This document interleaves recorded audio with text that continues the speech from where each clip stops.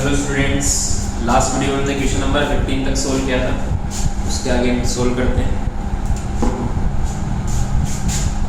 Question number 16।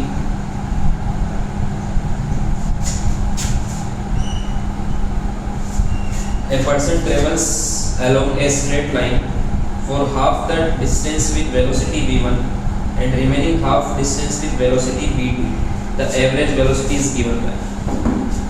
Let's say यहाँ से यहाँ तक पार्टिकल ट्रेवल करता है, सो हाफ डिस्टेंस तो v1 की स्पीड से ट्रेवल करता है, नेक्स्ट हाफ v2 की स्पीड से, तो ये डिस्टेंस इक्वल है s मान लेते हैं। एवरेज वेलोसिटी पूछा है, तो एवरेज वेलोसिटी होता है टोटल डिस्टेंस या average total displacement means s plus s upon total time t1 plus t2। Let's say total time means यहाँ से यहाँ तक t1 का टाइम लगा, यहाँ से यहाँ तक t2 का टाइम लगा, तो s plus s is 2s। t1 होगा डिस्टेंस अपॉन स्पीड, तो s अपॉन v1, यहाँ पर टाइम लगेगा distance upon speed s upon v2। सो s कॉमन आगे कैंसिल हो जाएगा, सो 2 यहाँ पर एलसीएम लेंगे v1 v2 एलसीएम लेंगे, ऊपर बचेगा v1 plus v2। So average speed या एवरेज वेलोसिटी होगा 2v1 v2 upon v1 plus v2। This is the answer.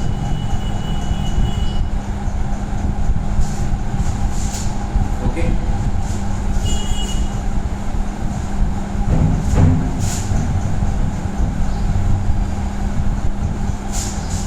Next question. Question number 17. Two forces A and B of magnitude F each are acting at a point such that the resultant force at that point is equal to root 2F. एक point पर दो force लग रहे हैं, मान लो F, एक ही force लग रहा है F, इन दोनों का रिजल्टेंट फोर्स रूट 2F आ रहा है। If the angle between the two forces theta,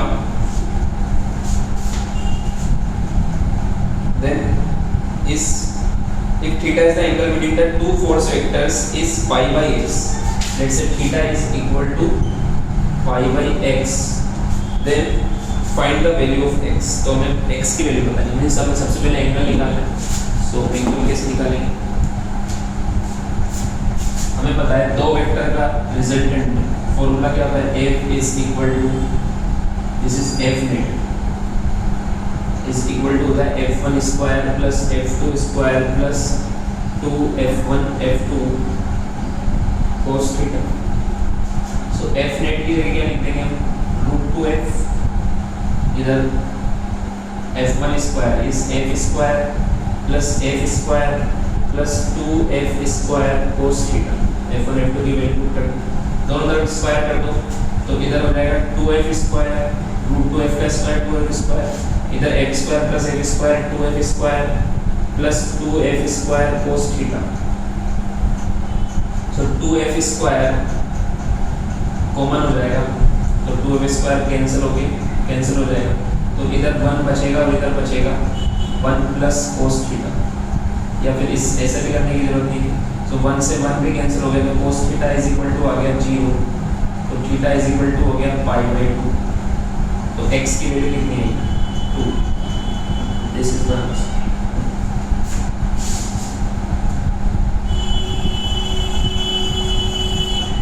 okay, next question.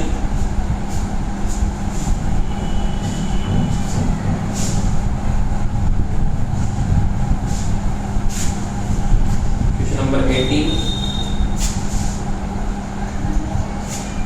Integration, definite integration from upper limit 1 to lower limit 0 of 3x square plus 4 dx। So दोनों का integration करते हैं, फिर limit लगा देंगे 3x square, x square का integration होगा x cube by 3, तो 3 से 3 कैंसिल हो जाएगा। सो इंटीग्रेशन आएगा इसका x क्यूब, लिमिट लगेगी 0 से 1 तक, प्लस 4 का इंटीग्रेशन होगा 4x, लिमिट लगेगी 0 से 1 तक। सो x क्यूब 1 से 0 तो 1 minus 0 plus 4 minus 0, so 4 plus 1 answer आएगा 5। This the answer. Then next question ये पे कर लेते हैं, question number 90। Integration of sin x plus cos x dx from 0 to pi by 2। So again integration करते हैं, लिमिट लगा दी। sin x का इंटीग्रेशन होता है माइनस cos x, लिमिट लगा दो 0 से pi by 2, plus cos x का इंटीग्रेशन होता है sin x, लिमिट लगा दो 0 से pi by 2। so cos pi by 2 cos 90 is 0, so minus 0 minus minus plus हो जाएगा, cos 0 is 1, so ये इसका आंसर आया। Plus sin pi by 2 is 1 minus sin 0 is 0, so 1 plus 1 answer is 2। दोनों हटा दें।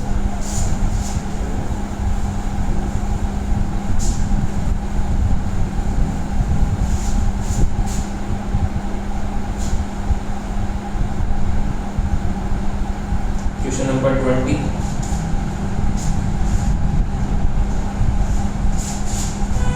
The numerical ratio of displacement to the distance covered is always। देखो मैं पता है displacement is always less than or equal to distance। अगर particle straight line में चल रहा है तो इस केस में displacement is equal to होगा distance। अगर पार्टिकल रैंडम पाथ में चल रहा है तो इस केस में डिस्टेंस बढ़ जाता है, बट डिस्प्लेसमेंट तो बहुत छोटे डिस्टेंस होती है। सो इस केस में डिस्प्लेसमेंट डिस्टेंस से कम होगा। सो यहाँ पर हम मैग्नीट्यूड की बात करें, सो डिस्प्लेसमेंट का मैग्नीट्यूड हमेशा डिस्टेंस के इक्वल या उससे कम ही होता है, उससे ज़्यादा नहीं हो सकता। सो कौन सा ऑप्शन आएगा? Option 3।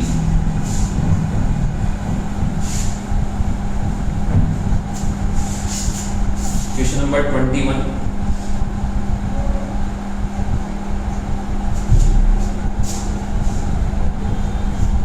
The acceleration time graph of a particle moving on a straight line is shown in the figure। acceleration time graph given है, एक पार्टिकल जो स्ट्रेट लाइन में चल रहा है, इसका स्टार्टिंग में acceleration 0 था, फिर यूनिफॉर्मली बढ़ा, फिर यूनिफॉर्मली कम हो गया, t equal to 1, t equal to 2, t equal to 0, maximum हो गया था 4। The velocity of the particle at time t equal to 0 is 2 meter per second। Initial velocity of the particle is, initial velocity let's say u equal to 2 meter per second at time t equal to 0। हमसे पूछा है the velocity after 2 second, means final velocity पूछा है at t equal to 2 second। तो हमें पता है कि एक्सेलरेशन टाइम ग्राफ का जो एरिया होता है वो होता है चेंज इन वेलोसिटी। सो इसका एरिया निकाल लेते हैं। एरिया होगा हाफ इंटू बेस, बेस कितना है 2, इंटू हाइट कितना है 4, 2 से 2 कैंसिल, एरिया आ गया 4। और ये जो एरिया होता है ये होता है change in velocity, means 4 metre पर सेकेंड हो गया change in velocity. Change in velocity means v minus u is equal to 4 and v is equal to u plus 4। u कितना था t equal to 0 पर 2 था, तो 2 plus 4 means 6 मीटर पर second. t equal to 2 पर speed आएगी 6 metre पर second. Okay,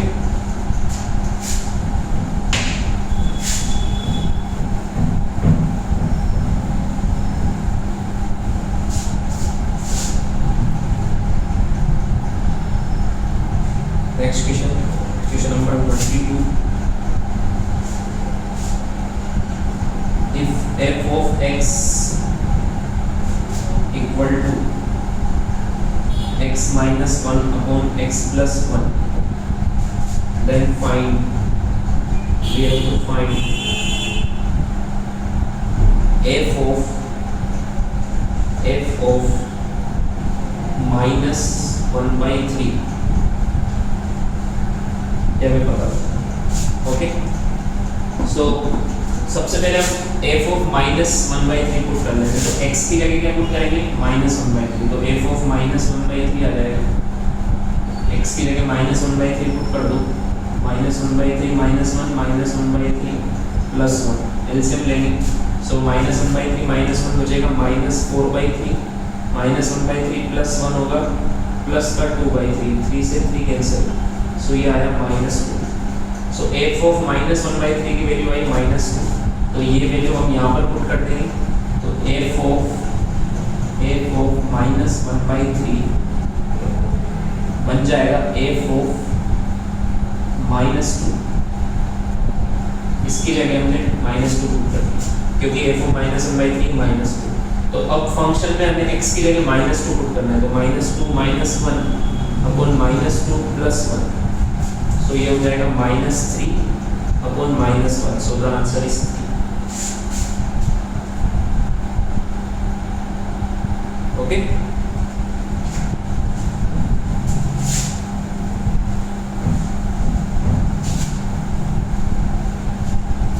now the next question number 23. Question number 23 is, if y is equal to u cube and x is equal to 5u square, then value of dy by dx, we have to find the value of dy by dx at u equal to 10, at u equal to 10. Okay, so यहाँ पर y is a function of u है, x is a function of u है, हमें निकालना है dy by dx। so एक काम करते हैं, इसका डिफरेंशिएशन करते हैं तो हमें मिलेगा dy by du, क्योंकि y is a function of u है, तो इसका डिफरेंशिएशन होगा 3u स्क्वायर। वैसे इसका डिफरेंशिएशन करते हैं तो हमें मिलेगा dx by du, ये होगा 10u, इसको बोलते हैं इक्वेशन फर्स्ट, इसको बोलेंगे इक्वेशन 2। ध्यान से देखो, अगर मैं इक्वेशन फर्स्ट में 2 का डिवाइड करूँ तो dy by du upon dx by du, du से du कैंसिल हो जाएगा तो बचेगा dy by dx is equal to, क्या बचेगा 3u square upon 10u, u से u कैंसिल। सो हमें dy by dx बताना है एट u इक्वल टू 10 पर, तो 3/10 इंटू 10, 10 से 10 cancel, answer is 3।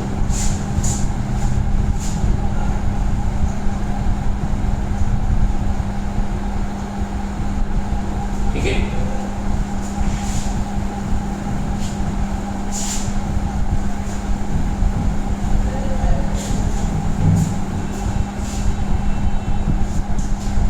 Question number 24।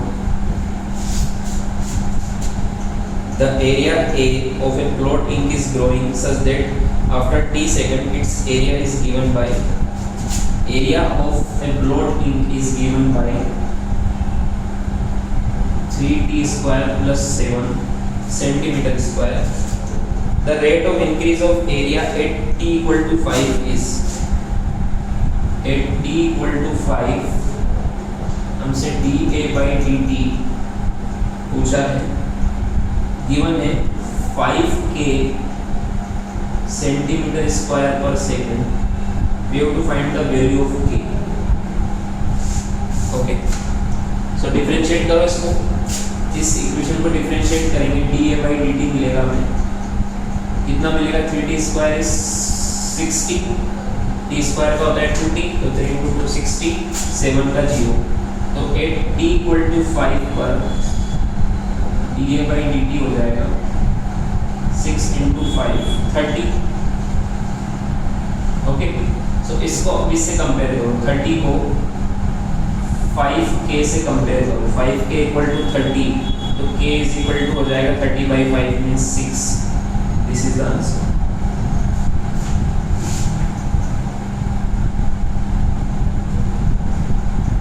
So last question of this paper, question number 25 is, question number 25,